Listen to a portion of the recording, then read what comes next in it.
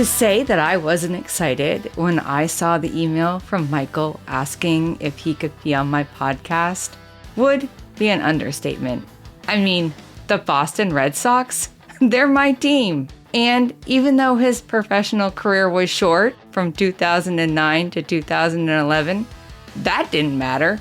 It was baseball, and I was intrigued. Plus, let's be honest, he shared my brother's name, and for me, that's always a sign. So this was an automatic yes. But what happens when being yourself never feels like enough? When you feel like you have to become someone else or to be seen just to belong? When average isn't enough, who do you turn to? How far will you go to be noticed? In today's episode, Michael Bugary opens up about the dark truth of that world, how he built a life that looked perfect from the outside and how it came crashing down, and how one rescue dog named Lingo helped him find his way back to love, humility, and home. This is a story about ego, identity, and what it means to start over. It's about the curveballs life throws you when you least expect them.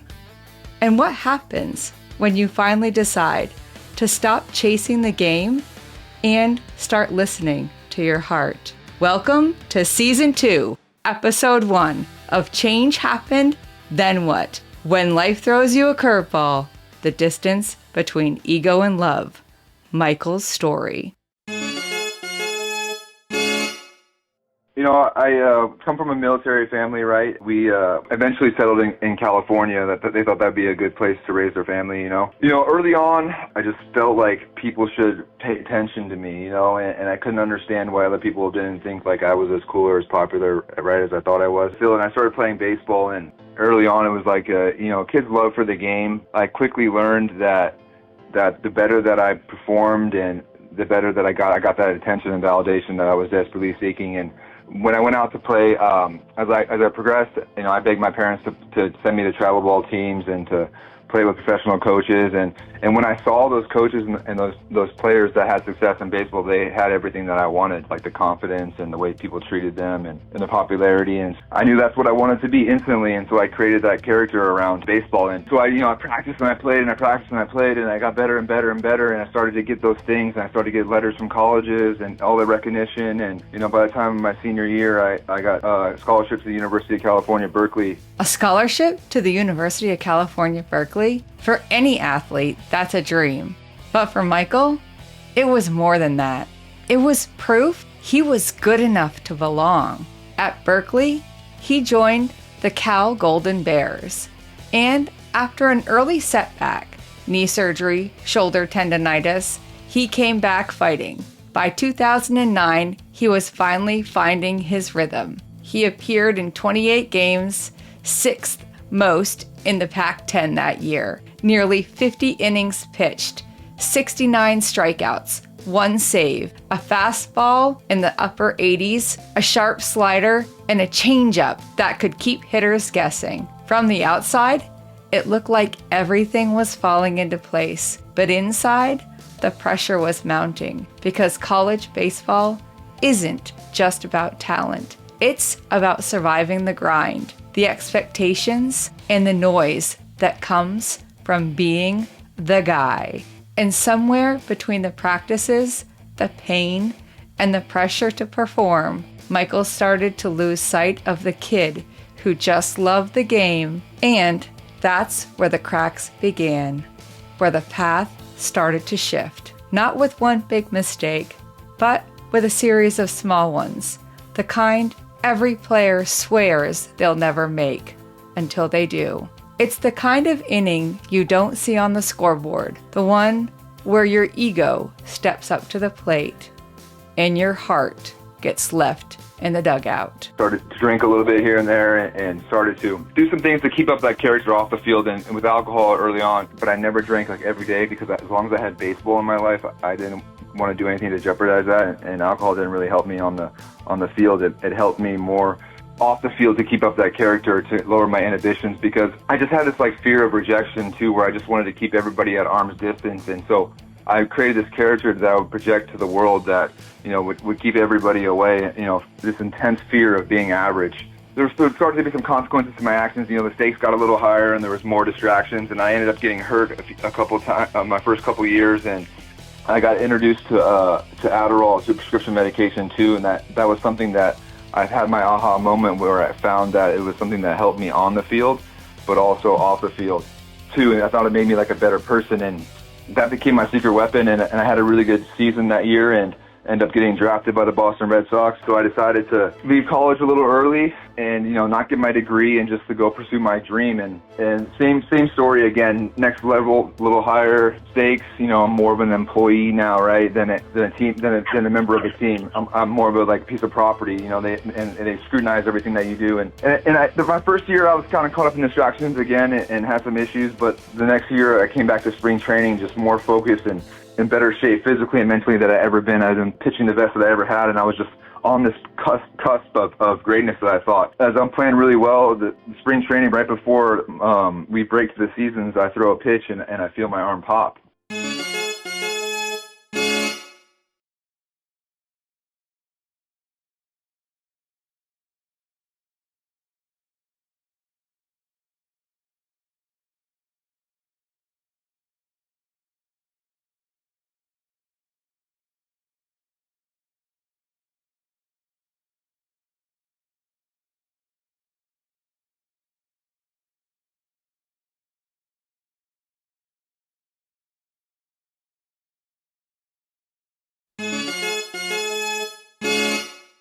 I knew that I was hurt. So I tried to throw through it, tried to play a few more games through it. It just wasn't happening. So I ended up having to stay down there and get surgery. And right around the time that I was injured, my dad had a major heart attack in California. And I didn't really know how much this impacted me at the time. I hadn't told my family about that at all. And my dad, I guess, he nearly died, flatlined a few times. And I guess when he woke up, the first thing that he said was, "Don't let Michael come home." He didn't say that because he didn't want to see me or didn't want me to be there.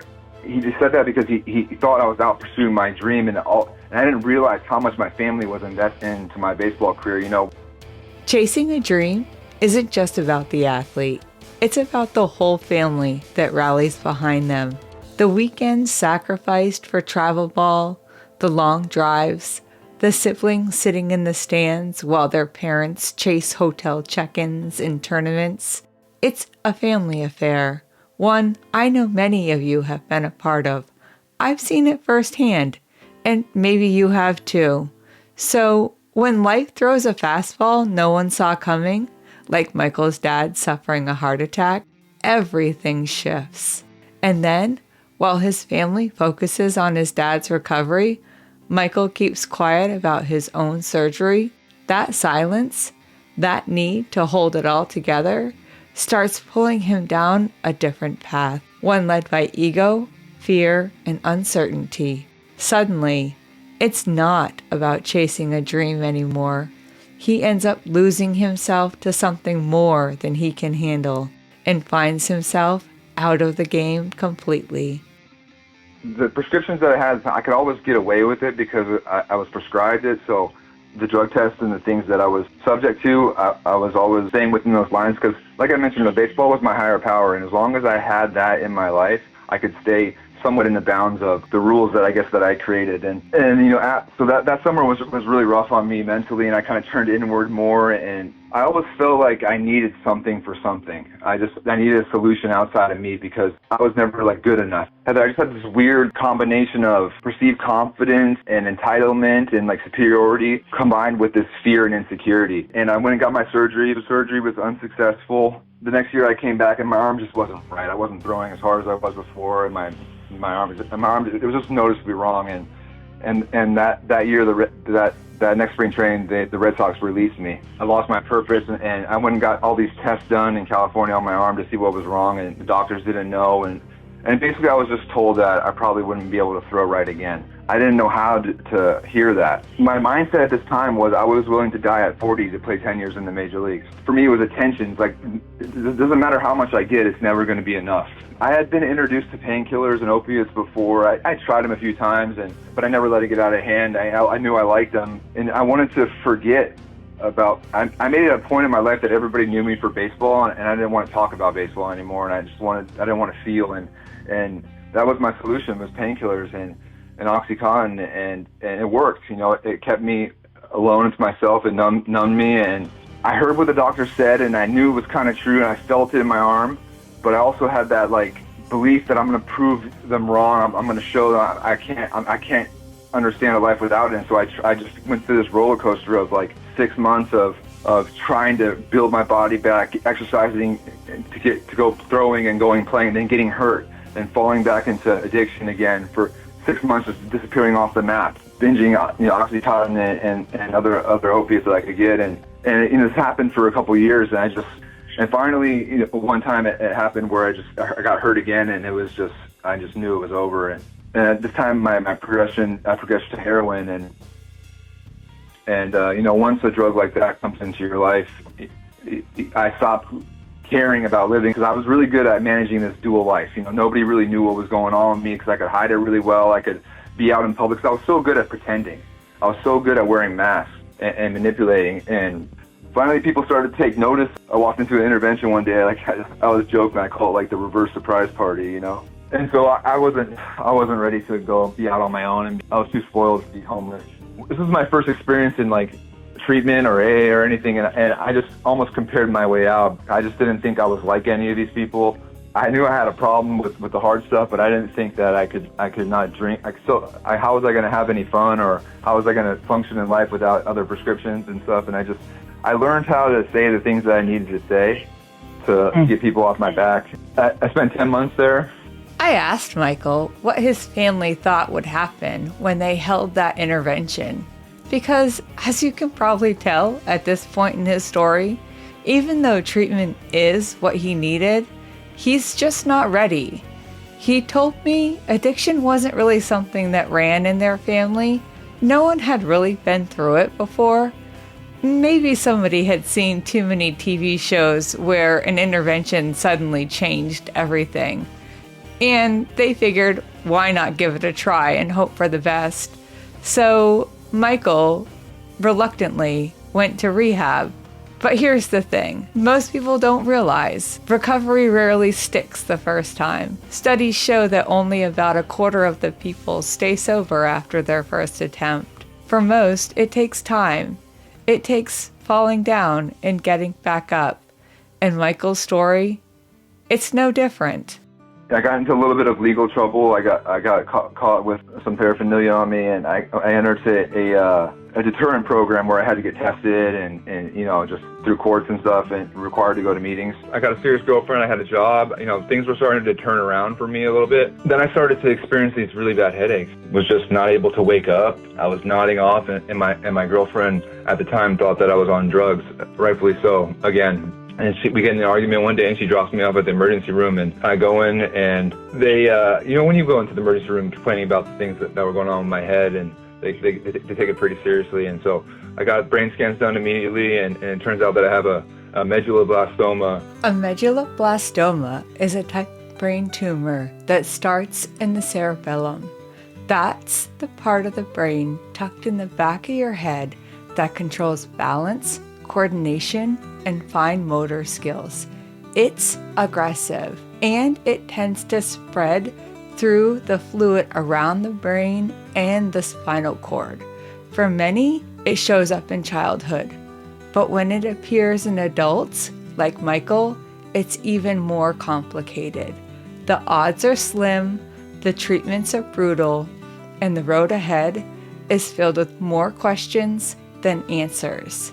Now, keep in mind, Michael's fresh out of recovery at this point.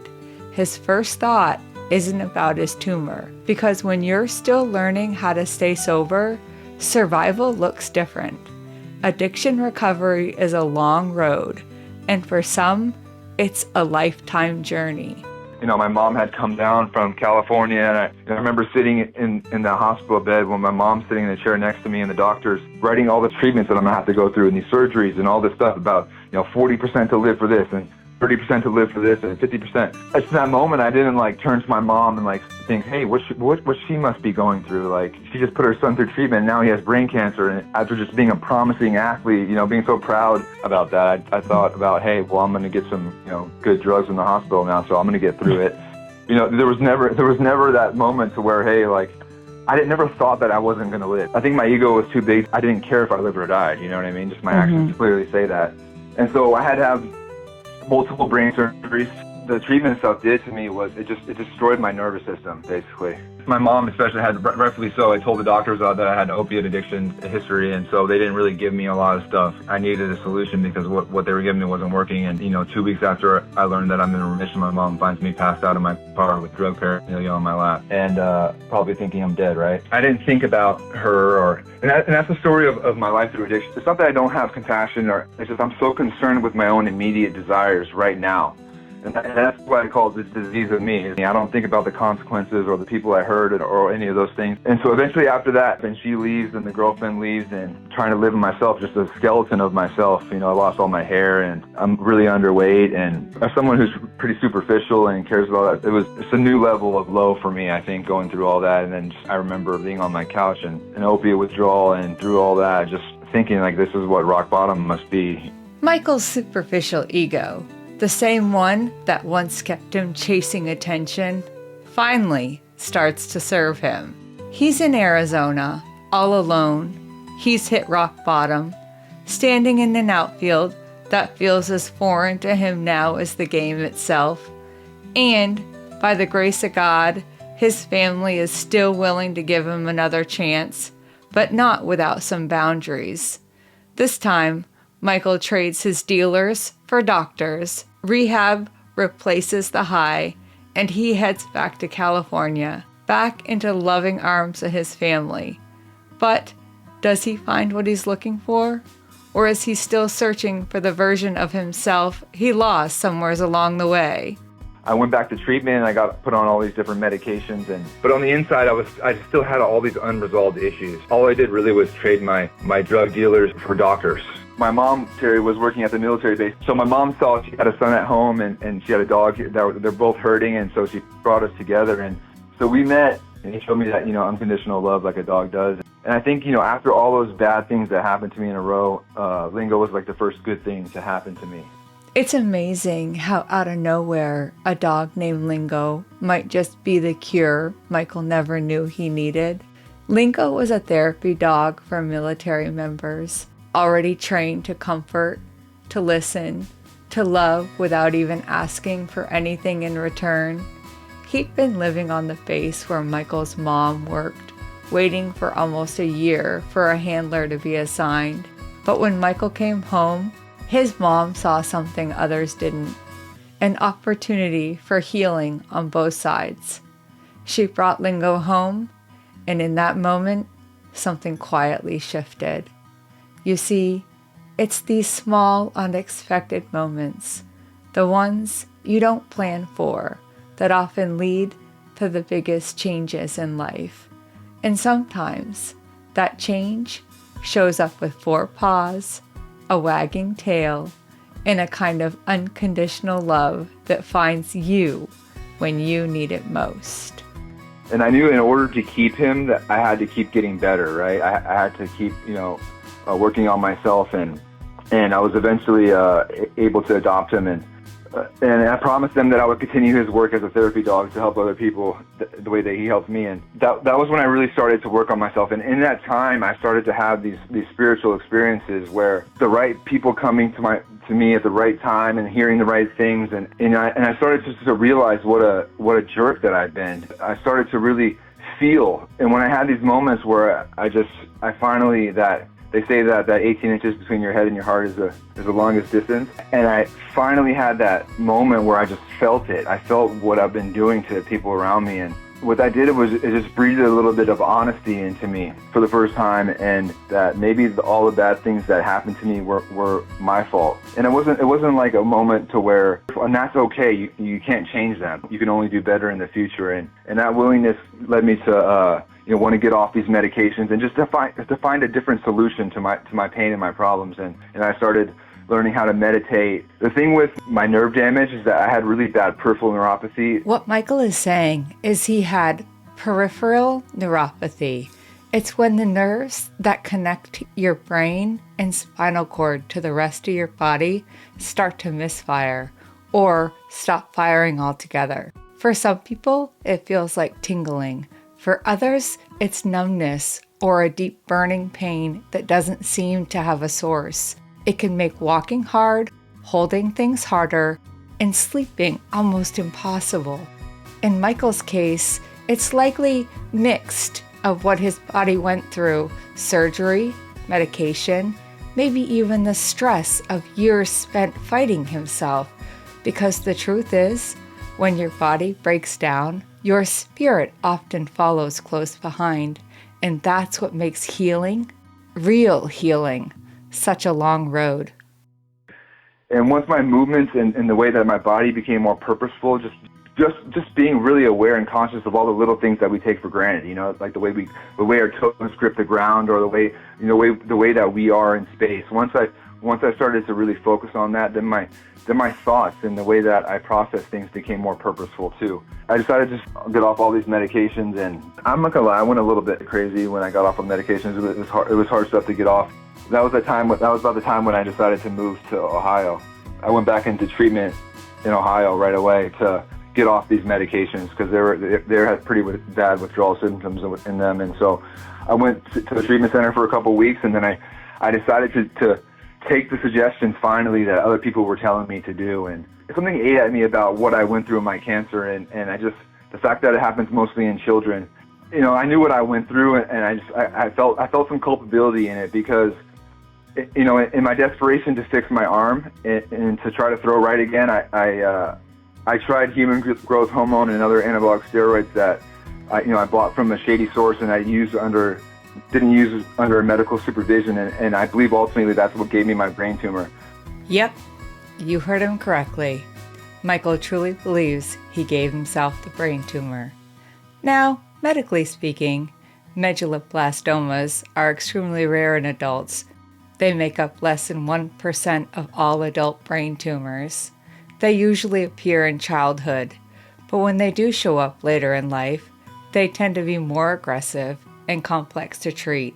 As Michael said when he was trying to heal, he had used human growth hormones, or sometimes as you hear them called, HGH, a substance many athletes turn to chasing performance and recovery.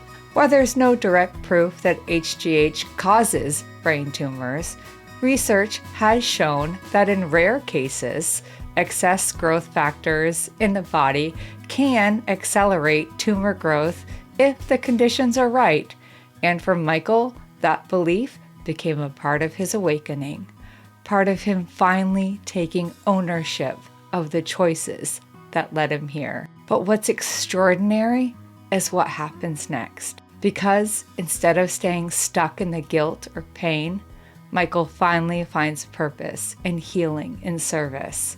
He and Lingo start volunteering at the Cleveland Clinic's Children's Hospital, visiting kids who were facing the very same battle Michael once fought. Michael would visit with the parents while Lingo, he would bring smiles, laughter, light, and hope to children in treatment. And maybe for the first time since everything fell apart, Michael realized he wasn't there to fix what was broken. He was there to share what he'd learned, that even when life throws you a curveball, love still finds its way home. And what it does for me is it makes me think of my family, right? It makes me think of the things that I've done and how I can be better in the future. And these thoughts are hard to have for me, but I can only have them when I help somebody else without any expectation in return. That's the way that it continues to change the way that I think, because it makes me want to do better in the future. It makes me want to see all those little things and to have more compassion and be open. And that's the solution for me and my disease, is I have to think outside of myself. And this will be our 4th year now. I think early on, I stayed at the Children's Hospital because I was kind of avoiding the big cancer center for adults, just because of the things that I went through. Maybe subconsciously, I thought that would be a little hard for me. But then when we started to do that, to go to the big cancer center, you know, it becomes less about Lingo and more about me. Like Lingo gets me in the door with them, right? But when I'm talking to them and I share my story with them, and they see me, there's that hope that they can get through this and they can, you know, potentially thrive afterwards too. And that healing process of crying with them and just talking to them is it's fundamentally changed me. Ultimately, helping other people helps me, right? And that's you know, part of the reason why I do it. But the main thing, I think, like we talked about earlier, is just sharing stories. And I see and feel the way that it changes and helps other people. And once I accepted that, you know, there's things that are greater than me that are working, it's changed the way that I really view the world, and I can have gratitude. And like I said, I found purpose in sharing my story. Michael is finally able to put his ego down and admit something deeper. When Michael said a little while back, the longest distance is the distance between your head and your heart, I think in that moment, he realized those 18 inches might just be the hardest walk any of us ever take, if we choose to take it at all. It's a phrase that's been passed around for years in spiritual and motivational circles, often credited to Andrew Bennett, and it rings true, doesn't it? Because it's one thing to know something in your head, to plan it, to reason with it, to hold it tight like a play you think you've mastered, but it's something entirely different to feel it, to live it, to let it move through you. That gap, those 18 inches, for some of us, it might just as well be the distance from home plate to the outfield wall. You can see it, you can dream it, but getting there takes everything you've got. For Michael, closing that distance was the beginning of a whole new kind of game. He learned how to trade ego for empathy, pressure for peace, and performance for presence. He found a way to pack his ego up and fill himself with a new kind of light, the kind that shines whether you're the star pitcher or just cheering from the stands, the kind of light that makes you feel whole and human again. So, as we closed our conversation, I asked him, "What makes you smile today?" And this is what he had to say, with a little humor. My dogs, you know, when I wake up, I got 3 big dogs on my bed. You know, when I wake up, that makes me smile. It's the first thing. Not him right now because he's begging for food. Hey, I got all 3 of them just looking at me right now. You know, people come to me after I speak and they relate to me, and we have that human connection. His dogs and human connections are what make him smile today. What an amazing way to wake up every day after everything he's gone through.